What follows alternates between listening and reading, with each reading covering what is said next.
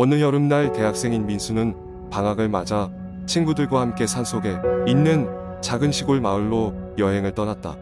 그곳은 인터넷에서 유명세를 타지 않은 낯선 마을이었다. 주말 동안 일상에서 벗어나 자연을 즐길 계획이었던 그들은 출발 전 들뜬 기분을 감출 수 없었다.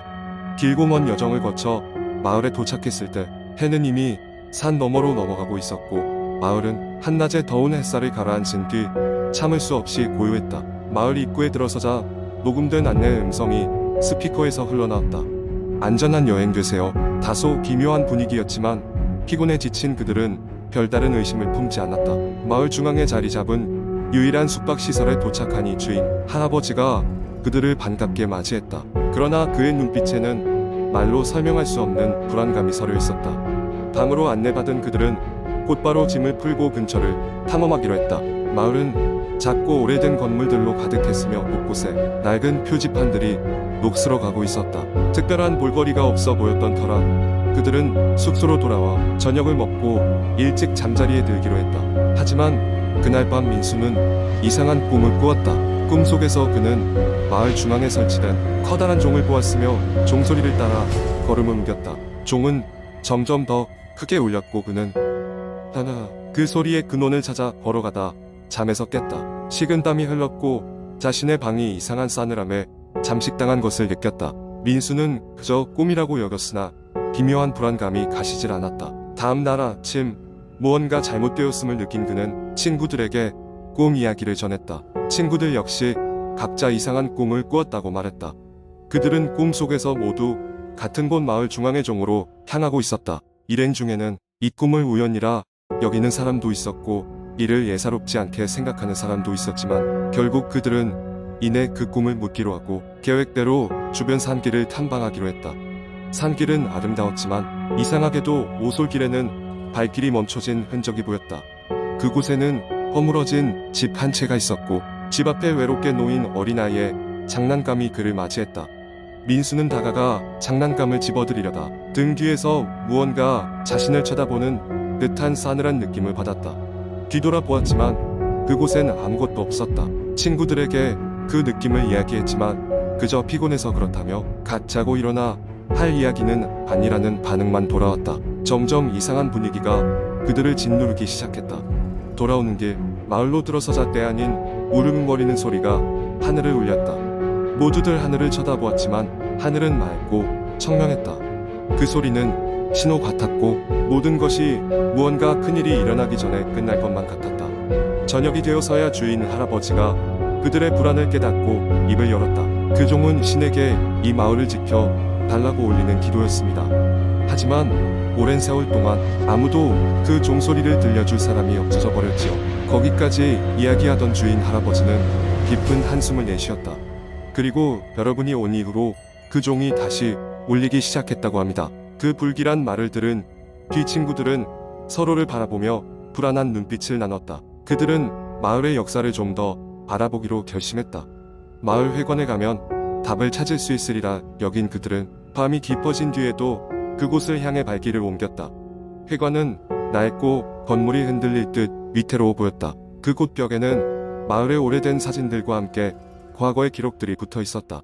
마을의 역사에 대한 여러 설명들 속에서 그들은 이 마을이 오랜 세월 동안 끊임없는 재난에 시달렸고 그때 때마다 마을 중앙에 있는 종을 울려 신에게 도움을 청했음을 알게 되었다.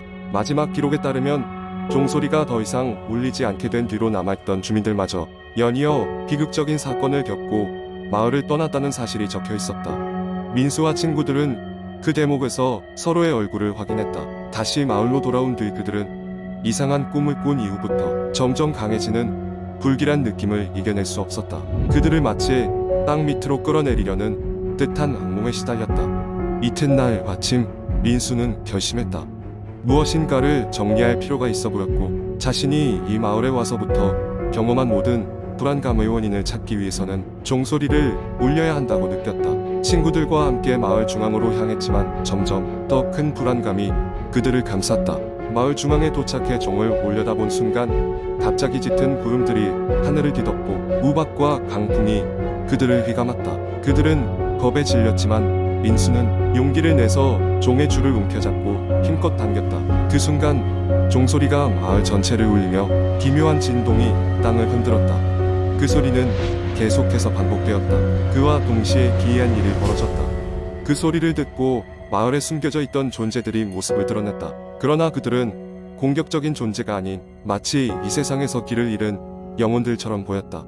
그 영혼들은 종을 울리는 민수와 친구들을 그리운 눈빛으로 바라보다 점차 하나둘씩 기원해 안식처로 사라져갔다.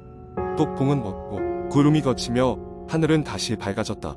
마을은 침묵에 잠겼고 민수와 친구들은 알 수 없는 감정에 휩싸였다. 그날 밤 그들은 일찍 잠자리에 들었고 더 이상 악몽에 시달리지 않았다. 꿈은 없었지만 그들의 마음은 평온했다. 마을을 떠나기 전 할아버지는 그들에게 고마움을 전했다. 여러분 덕분에 마을은 오랜 시간 괴로웠던 영혼들을 자유롭게 해줄 수 있었습니다. 부디 항상 빛으로 가는 길을 잃지 마세요. 그들은 서로의 손을 꼭 잡고 다시 차에 올랐다. 그리고 돌아오는 길 민수는 이 여행이 그저 하나의 불길한 사건이 아닌 의미 있는 변화를 만들었음을 느꼈다. 그렇게 그들은 마을을 뒤로하고 일상의 세계로 돌아왔다. 두 번째 이야기.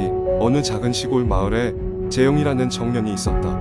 재영은 대도시에서 바쁜 삶을 살다가 잠시 휴식을 취하고자 외딴 마을에 위치한 조부모님의 집을 방문했다. 이곳은 인터넷도 잘 되지 않고 대부분의 집이 몇백 년 동안 그 자리에 있었던 옛 풍경을 간직한 곳이었다. 조용한 밤, 재영은 마을을 한 바퀴 산책하기로 결심했다. 달빛이 은은하게 비추는 시골 길을 따라 걷던 중 재영은 옛날부터 버려졌다고 알려진 한 고택을 발견했다. 호기심이 발동한 그는 문 앞에서 잠시 망설이다가 용기를 내어 문을 살짝 밀어보았다. 놀랍게도 문은 별다른 저항 없이 열렸다. 고택 안은 먼지와 거미줄로 가득했으며 오랜 세월 동안 아무도 드나들지 않았다는 것이 느껴졌다. 하지만 이상한 점이 있었다. 빈티지한 실내 장식품들이 여전히 원래의 자리를 지키고 있었고 마치 그 시간 속에 그대로 멈춰있는 듯한 느낌을 주었다. 재영은 조심스레 집 안을 둘러보며 옛날 사람들의 흔적을 찾아보았다. 집을 탐험하던 중 재영은 낡고 삐걱거리는 계단을 통해 2층으로 올라갔다. 그곳에는 오래된 서재가 있었고 서재 한편에는 낡은 책들로 가득 찬 책장이 있었다. 우연히도 재영의 관심을 끌었던 것은 중세시대의 주술과 관련된 두꺼운 책이었다. 호기심 반, 스릴 반으로 책을 펼쳐본 그는 그 책이 단순한 주술서가 아니라 이 마을에 얽힌 저주와 관련된 기록이었다는 것을 알게 되었다. 그때 차가운 바람이 창문 틈새로 불어왔고 종이들이 흩날렸다. 갑작스러운 바람에 놀란 재영은 주변을 두리번거렸지만 누군가의 발소리 같은 것이 들리며 점점 가까워지는 느낌이 들었다. 긴장감이 서린 재영은 얼른 서재를 나가 계단을 내려가려 했으나 발소리는 끊임없이 그의 뒤를 쫓았다. 어둠 속에서 그 발소리가 점점 또렷해질 때쯤 그는 자신이 잘못된 선택을 했다는 것을 직감했다. 문득 그의 머릿속에는 할머니가 어렸을 적 들려주더니 집과 관련된 무서운 전설이 떠올랐다. 이 집에는 한때 마을에서 버림받았던 주술사가 살고 있었다고 한다. 마을 사람들은 그를 두려워했고 그를 피해 이 집을 멀리하였다.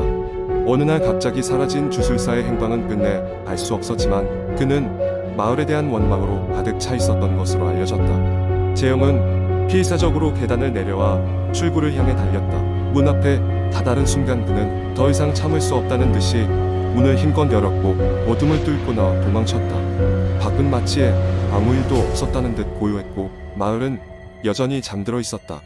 그는 식은땀으로 뒤범벅이 되어 자신이 본 것이 현실인지 아니면 꿈인지 확신할 수 없었다. 조부모님의 집에 돌아온 그는 그날 밤 밤새도록 깨어 있었다. 그리고 다음날 아침 그는 모든 것이 평화로운 것을 확인하고 나서야 안도의 한숨을 내쉴 수 있었다. 그러나 그 이후로도 그 집 근처에만 가면 등골이 오싹해지곤 했다. 마을 사람들은 그에게 그곳으로 다시는 가지 말라고 조언했으며 재영은 그 조언을 충실히 따랐다. 재영은 서울로 돌아갔지만 그 밤의 기억은 오래도록 그를 괴롭혔다. 그리고 시간이 지나면서 그가 경험한 것이 단순한 공포체험이 아니라 정말 그 집에 얽힌 음침한 비밀을 잠시나마 엿본 것이었다고 믿게 되었다. 이 이야기는 한 번쯤은 들어본 듯한 그러나 어딘가 익숙하면서도 섬뜩한 한국의 공포, 썰로 남아 오늘도 인터넷상에서 전해진다. 세 번째 이야기. 어느 날 밤 내가 사는 아파트의 창문 밖으로 이상한 소리가 들렸다. 처음엔 바람 소리겠거니 하고 넘겼지만 소리는 점점 더 명확해지고 있었다. 그것은 마치 누군가가 창문을 긁는 듯한 섬뜩한 소리였다. 이상하게 여긴 나는 조심스럽게 커튼을 열어보았다. 그런데 아무것도 없었다. 그저 어두운 밤하늘과 바람에 흔들리는 나뭇가지들 뿐이었다. 찝찝한 마음을 감출 수 없었지만 일단은 잠을 청하기로 했다. 그런데 이상하게도 그날 밤 꿈속에서조차 불쾌한 느낌을 지울 수 없었다. 알 수 없는 형체들이 내 주변을 맴도는 꿈이었다. 그 형체들은 인간의 모습을 하고 있었지만 그 얼굴은 형체 없음 그 자체였다. 다음날 아침 왠지 모르게 피곤한 몸을 이끌고 출근하려던 찰나 방 창틀에 이상한 자국이 남아있는 것을 발견했다. 마치 날카로운 무언가로 긁어놓은 듯한 자국이었다. 이게 뭘까? 궁금한 마음에 자세히 들여다보던 중 자국 사이사이에 검은 털이 끼어있는 것을 발견했다. 무언가가 우리 집 주변을 맴돌고 있다는 불안감이 엄습했다.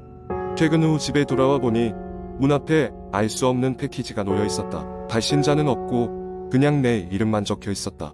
찝찝한 마음에 오프너로 박스를 열어보니 그 안에는 다름 아닌 올드한 스타일의 테이프가 들어있었다.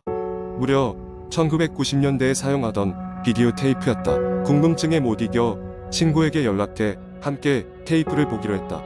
오래된 비디오 플레이어를 빌려 와 전원을 켜고 테이프를 틀자 화면엔 아파트에서 흔히 볼 수 있는 복도의 모습이 비쳤다.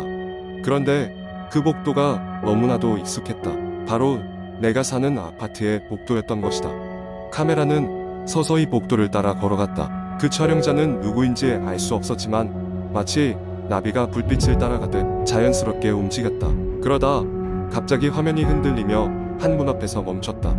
그 문은 바로 내 방문이었다. 심장이 절렁 내려앉았다. 그런데 영상은 거기서 끝이 아니었다. 이상하게 화면의 질감이 거칠어지며 카메라는 문 손잡이를 천천히 돌렸다. 문이 열리고 그 안에 내가 누워있는 모습이 비추어졌다.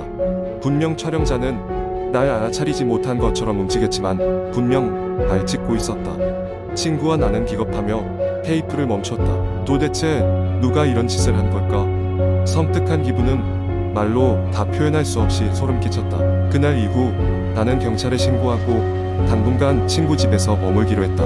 하지만 집을 떠날 준비를 하는 동안에도 누군가의 시선이 느껴지는 듯했고 여전히 그날 밤의 괴상한 소리가 귓가에 맴도는 것만 같았다. 결국 나는 모든 것을 포기하고 이사를 결정했다. 기사 날쯤을 모두 빼놓고 돌아서는데 현관문 쪽에서 작은 속삭임이 들려왔다.